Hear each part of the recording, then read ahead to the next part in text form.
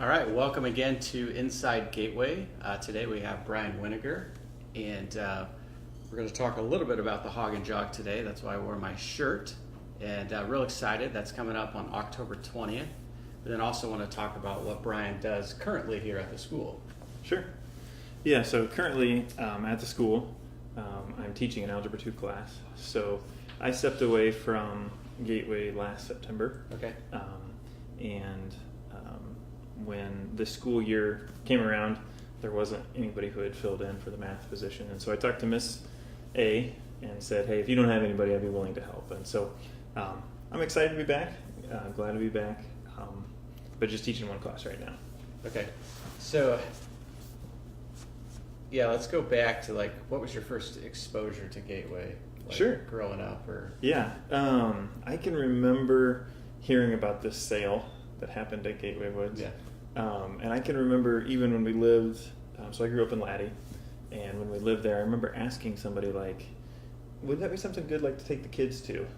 We had really young kids at the time, and we never actually came over to the sale. Okay. We kind of talked about it a few times maybe, but never did. And so then I was going through a transition to teaching program.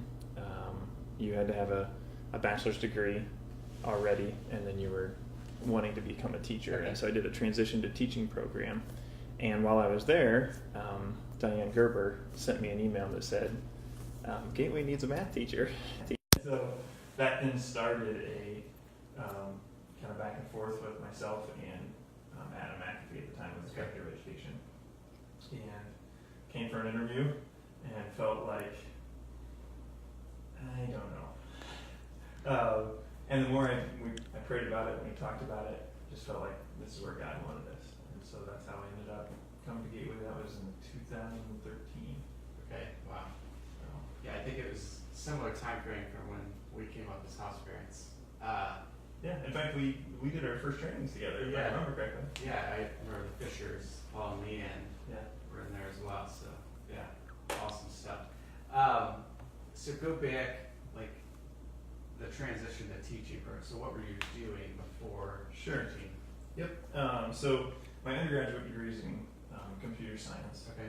And so I was working for a software company in Fort Wayne. And we just felt God laying on our hearts something different. We weren't quite sure what that was. There was a few things happening in our lives at the time that we kind of thought were going to happen. I had gotten a job offer to move out to Eastern Ohio, and we had kind of considered that, or something else at the same time, and then both of those things fell through. Okay. And so we were a little bit like, okay, God, we thought you were moving in this direction. And we just received a lot of encouragement from my cousin's husband, just be patient, God will show. And over the course of, I don't remember exactly the time frame, but he just made it very clear, working with kids was something that was important. And so I started looking into programs to do. Initially, I looked at IPFW. What would it take for me to get my teacher's degree at IPFW? And I think it was 2 years of night classes. And that just didn't sound like something I wanted to do. And so then I started looking into transition to teaching programs. And I applied in Ohio and in Indiana. And I was accepted into the Indiana program. And what that meant was then teaching. The way the program worked was essentially they would pay your tuition if you taught at a high needs school for 3 years in that state. Okay. And so by coming to Gateway qualifies from a high needs perspective because of the clients that we serve. Yeah. And so by teaching, I was kind of locked into teaching in Indiana. So our search never originally, when I first accepted the program, our thought had been we'll move down to Muncie. I'll do my school at Ball State, and we'll move right back to Laddie. But then when it was well, you have to teach in Indiana, and as we kind of processed through that, it's maybe we ought to settle into a church that was close to where I was teaching. And so that's what brought us to Toledo and Gateway. Yeah. And before that, you were in Bluffton, so kind of so brought you to Bluffton? Sure. So Bluffton was when we moved to, when I got accepted to Ball State, we started looking for places to rent in Muncie. Found out that was harder than what I thought it was going to be. At the time, That's odd. well, we had 4 kids at the time. We were Sure. expecting our 5th, and so like a 3-bedroom apartment, they wouldn't rent to us because you could only have 2 people per bedroom. And then we looked into like 4-bedroom apartments, and they wanted to sell those to 4 college kids. So the cost was just crazy.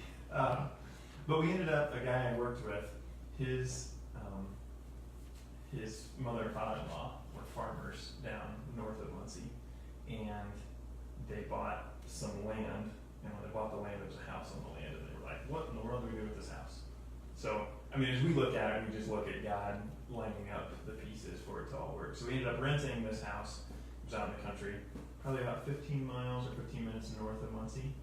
And so then, at that point, the closest apostolic church was Bluffton. Okay. And so we made Bluffton North our home for about 13 months. Just had a really, really wonderful experience there. We were just loved on a lot. Yeah, I heard they have a pretty good leadership there. And you might know them. Yeah, no, very good. Yeah, so coming here to Gateway, what was initially like, what was your first reaction to kind of, obviously teaching it kind of Sure. special place at Gateway? Yeah, no, a good question. I would say probably my biggest, I don't know if it was my first reaction, but one of my biggest like aha moments was I really thought Gateway was, if I can use a farming analogy, I really thought Gateway was about like harvesting. Like the kids that we were going to work with, we were going to see them accept Christ, and then they were converted and they went on their way, and found out that it was, to continue that farming analogy, was a whole lot more like working the dirt, planting the seeds. And so that was kind of a first, I remember being a little bit like disappointed or shocked by like, fortunately a lot of the kids, when they leave, they go back to some of the things they were doing before. And that just kind of struck me as like odd. But then as I settled into the work and realized there is a lifetime of experience that these kids have had that have led them a certain way. And when they come to Gateway, we get to present them with the gospel and something that's different than what they're used to. But that doesn't necessarily mean there's going to be an abrupt change. It can happen. Right. But oftentimes it's maybe messier than what we thought or think. And so that was kind of a big like shock. But on the other side of that, I think there was a sense of, when you hear about working at Gateway, you can think like, oh boy, these kids are really tough, they're really hard, they're just kids. Yeah. And that was another big takeaway, like, or revelation, I guess, was just the fact that they're just kids, like any other kids.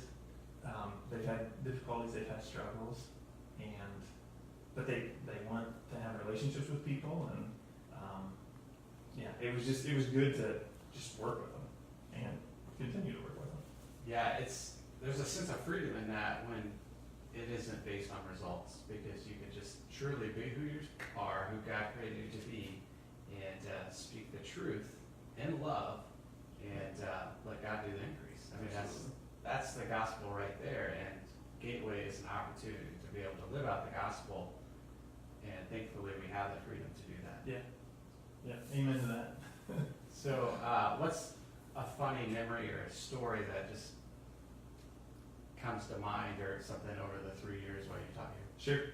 Sure. This isn't necessarily funny. It was kind of this like realization moment. I had a young kid who was in an algebra 1 class, and when I handed back the student's test, I think they had earned a D. Okay. And for myself personally, like that would have been crushing. Like I would not have wanted to get a D. I would have received that and been very probably dejected or upset or frustrated or whatever. And this student was like elated. And I think, I could be wrong, I never specifically asked the student, but I believe it might be the first time they'd ever passed a math test. Wow. And that like changed their perspective. They went from a perspective of like, what's the point? I can't do any of this, to I actually can, because I did. Yeah. And I think that just kind of embodies an opportunity that we get with the kids, which is to show them like there actually is a different way that you can go, and it works. And so to just see that, that's probably one of my fondest memories of just kind of that interaction with the student in class, and then seeing how that kind of rippled from there. Yeah, it's hope. And that's what I love. Restoring hope is one of our mantras here at Gateway. And just seeing somebody that, if they're told no, or if they're just given so many short straws through their whole life, it's like, why would they think any differently? And so we have that real opportunity as teachers here to instill that hope into them and give them a different path. I love how Laura put it. It's just like, I'm just giving them an opportunity to teach them ways to learn and see that they can do it, and just they have that ability, because these are some of the most resilient kids that I've ever met. Absolutely. But they just give up before they even start sometimes. And so just giving them that encouragement. And you mentioned the relationships. I think that's huge. Yeah. I remember when Mr. McAfee was here, he asked me one time, what's the biggest tool, so to speak, that Gateway has in working with the kids? And it comes down to relationship. I couldn't come up with the answer, but he gave it to me. Yeah. But it is. I mean, there's kids that you build a relationship with that they'll reach back out. I'm sure you've experienced that. They'll reach back out maybe when they're having difficulties, or maybe even not when they're having difficulties. It's just, you kind of maintain that relationship afterwards, and that has such an impact. And it's really, I appreciate the Navigators organization. They talk about discipling, and that's really what we get the opportunity to do, and that continues on from here. So Yeah, I love that they're exposed to it in so many different ways, through their teachers, through their house parents, their counselors, through just staff, mentors. So the gospel, or that hope, is presented in so many different ways, but it's still the same hope. Right.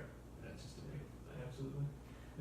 So speaking to kind of the openings, like our needs at the school, and like somebody, I love asking this question, it's like, because you've been there, you understand kind of that getting over the hump, if you will, making that plunge, even making the phone call or the email, hey, I have this interest. Speaking to somebody's doubt, I guess. Yeah. I guess first I'll just say there is a need. So if you were to look at the school currently, as of like right now, there are 6 staff, actually 7 with Mr. Beer being at 8. So somebody could look at that and be like, oh, so there's enough there. Well, it's not actually completely full. So first I'll say there is a need. Okay. And just validate the fact that there is a need. Secondly, to speak to somebody who maybe has a little bit of doubt, I'm going to guess that those doubts come from like, I'm not sure I could work with these kids. And I guess I'll just say what I said earlier. They're just kids. Yeah. They're kids just like you're going to find at a normal high school. I shouldn't say normal. At any high school. And so from that perspective, I want to kind of throw that doubt out. It's not necessarily the kids. Ultimately, it's going to come down to, I would just ask everybody to be on their knees in prayer and saying, God, is this what you want? And that's even something now. I'm not back here full time, but my prayer has been, God, if this is where you want us to be, then we'll do that. Yeah. We have felt that He's led that way. But God's guidance can trump any doubt that we have. Mm-hmm. Sometimes there's a sense, one of my biggest struggles was I wanted to see the whole path. Yeah. And I remember specifically, it was an afternoon service in Laddie, and the entire meditation was about taking the first step. Children of Israel are crossing into the promised land. Yeah. And God doesn't part the water until they step in. And the whole meditation was just about taking that first step and trusting that God will guide and direct. And as we drove home from church, This is after they've already crossed through. right, the Red Sea, yeah, absolutely. But as we drove home from church, I turned to my wife Mackenzie and was like, did it feel like we were the only 2 people in church today? And it did. It was just so clear. But that was probably my biggest struggle, was I want to see what everything's going to look like. But it was just beautiful from our own personal experience to not necessarily see everything when we first took the step, but now to look back and see how God provided in so many ways that I didn't even necessarily think of. Yeah. So that would be another one, just to, if you are doubting the sense of like, well, I don't know what it's going to lead to, God will provide. And so, yeah, I guess that would, does that answer your question?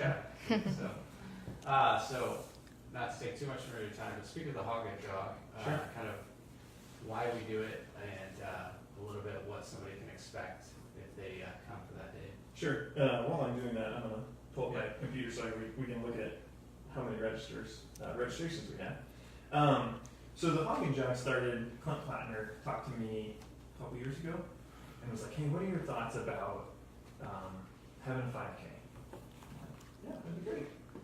Let's do it. I enjoy running. Yeah. Clint does as well. And so we started talking about what this could be. And one of the things that we stressed kind of initially was like, let's try to get the houses involved. Let's promote like a healthy lifestyle and get the kids involved and get them running and so on and so forth. And that was maybe the first, as I recall, that was kind of the first push was let's promote this healthy lifestyle. I think initially maybe even the first time we did like a couch to 5K award. Do you remember? Yeah, I didn't win it, but Okay. I should have. It was so terrible. But anyway, it was this concept of like running and healthy living. Yeah. But it's kind of grown into this is an opportunity for us to kind of reach out into the community. So our goal, I shouldn't say our goal because it's not just one goal, but one of our goals would be that the Hog and Jog allows Gateway to kind of pull the community in. I think there's a lot of people in our area specifically that don't necessarily really know that much about Gateway Woods. And some people might come to the auction and they might see that, and that's a wonderful thing. But we saw the Hog and Jog as an opportunity to maybe reach out to people who maybe won't come to or don't come to the auction, or just kind of in general, it's a local event. There's lots of runners in the area, so on and so forth. It's another way to kind of make a connection point. And then through that, we can kind of get our name out there. And with like the mentoring program through LARC, we've reached out to lots of different organizations and such and built stronger community relationships there. I see this as a kind of an extension of that. It's an opportunity to build more relationships in the community. So we're excited for it. Yeah. So October 20th.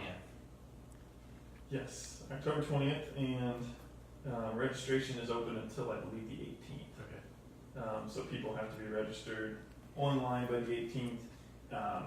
If you don't register online, you can register day of, but I would encourage people to register online if they can. As of right now, we have 122 people registered. Okay, wow. Last year total, we had less than that. Okay. So we're above even what we had registered last year.